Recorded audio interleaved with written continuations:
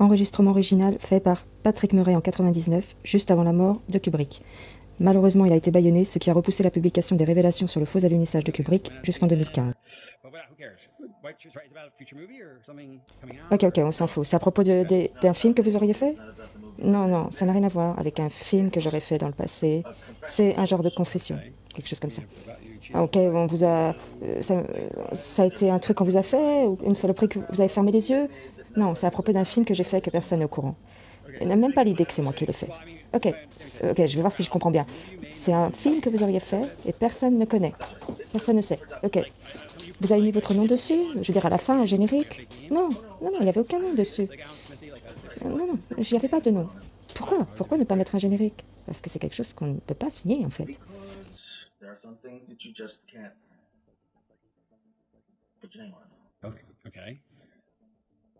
Non, non, j'ai fait une grosse production. Et sans vous dire les détails, en fait, mais ça incrimine le gouvernement américain et la NASA. Et je vais confirmer les rumeurs selon lesquelles l'alunissage serait un fake. Eh bien, je vais confirmer ces rumeurs et dire que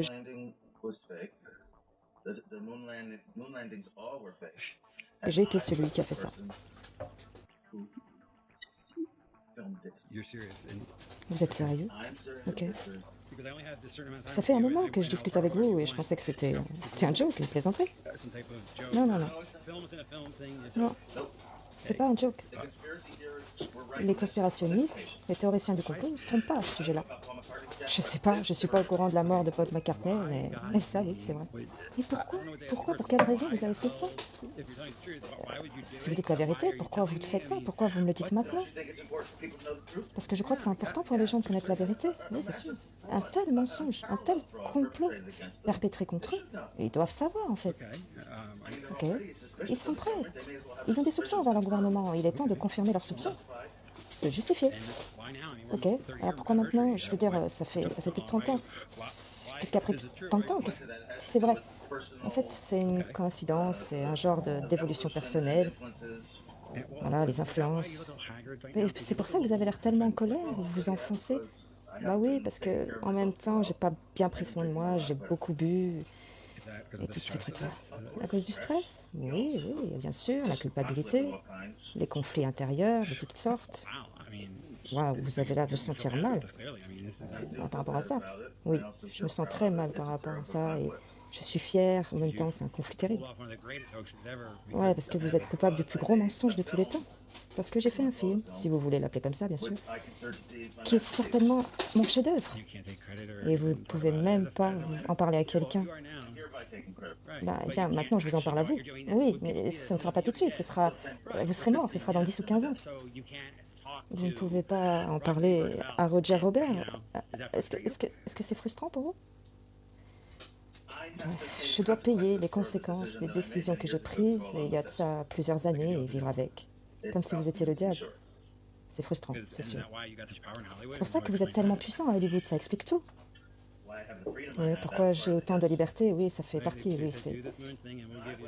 Enfin, à l'époque, c'était comme ça, oui, mais... Ouais. Mais j'en ai moins maintenant, mais... Qu'est-ce qui est venu en premier, le génie ou les idées? Est-ce que les idées handicapent le génie ou le contraire? Je pense que le génie est venu en premier. Mais certaines idées sont difficiles à mettre en œuvre. Et puis, tout ça représente un challenge. Des railleries, des autres personnes du cinéma qui ont participé à ça. Oui, Garbo, Howard Hughes et à un certain niveau Neil aussi. Oui, oui, en fait, le gouvernement vous menaçait de vous éliminer si vous parliez. Je veux dire, c'était top secret. Bah, on le savait, hein, même si on ne le disait pas. Bon, mais David vous l'a dit, j'imagine. Oui, et plaisantait avec ça. Mais cela dit, c'était, oui, en quelque sorte, oui, c'était dit. C'est pour ça que, c'est pour ça que vous repoussez. Oui, je le repousse. Jusqu'après votre mort. Oui, oui, après votre mort, oui. Je vous repose la question. C'est ok, c'est ok. Pourquoi faites-vous cette révélation?